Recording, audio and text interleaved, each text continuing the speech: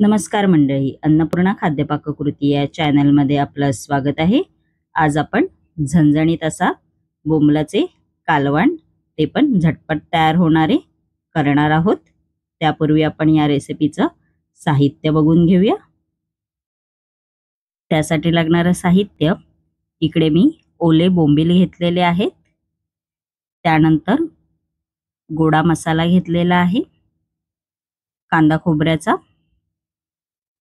त्यानंतर एक कांदा असा बारीक चिरून घेतलेला आहे, अर्धा टोमॅटो तो सुद्धा मी बारीक चिरून घेतलेला आहे, कोथिंबीर घेतलेली आहे, अर्धा चमचा हळद घेतलेली आहे, एक चमचा लाल तिखट मसाला, अर्धा चमचा गरम मसाला, त्यानंतर अर्धा चमचा धणे पावडर घेतलेली आहे, कोकम घेतलेला आहे, लसूण पाकळी घेतलेली आहे, ती सुद्धा मी अशी किसून घेतलेली आहे, त्यानंतर चवीनुसार मीठ घेतलेला आहे। चला तर रेसिपीला सुरुवात करायची आहे। इकडे मी कढई घेतलेली आहे, त्यामध्ये आपण आता तेल घालून घ्यायचं आहे। त्यानंतर आपण आता ह्याच्यामध्ये लसूण जो किसून घेतलेला तो घालायचा आहे, त्यानंतर कांदा घालायचा आहे, बारीक चिरलेला कांदा परतवून घ्यायचा आहे चांगला, थोडा कांद्याला कलर येईपर्यंत परतवून घ्यायचा। त्यानंतर टोमॅटो घालायचा आहे, तो सुद्धा चांगला परतवून घ्यायचा आहे 1 ते 2 मिनिटं। त्यानंतर आपण ह्याच्यामध्ये मसाले घालणार आहोत। लाल तिखट मसाला घालायचा आहे, हळद घालायची आहे, गरम मसाला घालायचा आहे, धणे पावडर घालायची आहे।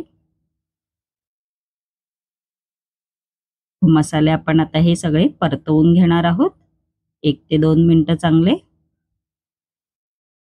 मसाले मस्तपैकी आपले भाजून झालेले आहेत, बघू शकता तुम्ही।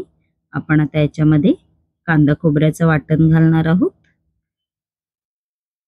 परतवून घ्यायचं आहे चांगलं 1 ते 2 मिनिटं। त्यानंतर आपण आता ह्याच्यामध्ये 1 ग्लास पाणी घालायचं आहे,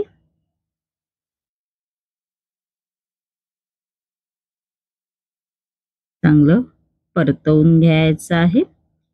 मिश्रणाला मस्तपैकी अशी एक उकळी आणू द्यायची आहे, बघू शकता तुम्ही।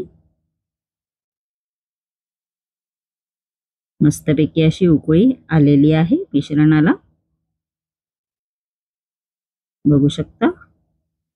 त्यानंतर आपण आता ह्याच्यामध्ये कोकम घालणार आहोत,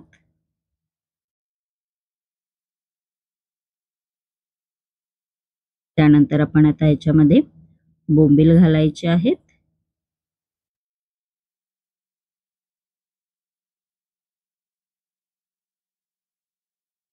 व 5 ते 6 मिनिटं शिजू द्यायचं आहे। शिजायला वेळ नाही लागत, बघू शकता तुम्ही। आपण आता याच्यामध्ये चवीनुसार मीठ घालून घ्यायचं आहे,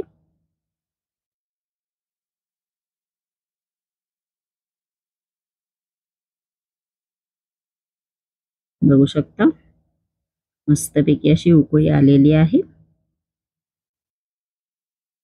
आपले बोंबील पण चांगले शिजले आहेत, बघू शकता तुम्ही।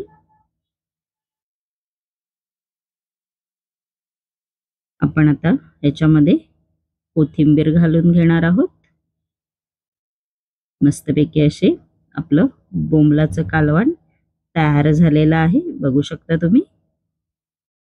माझी ही रेसिपी जर तुम्हाला आवडली असेल आणि अशाच नवनवीन युनिक रेसिपी जर तुम्हाला माझ्या चॅनलवरती पाहायच्या असतील आणि तुम्ही जर माझ्या चॅनलवरती नवीन असाल तर नक्की माझ्या चॅनलला लाईक, शेअर आणि सबस्क्राइब करायला विसरू नका। धन्यवाद।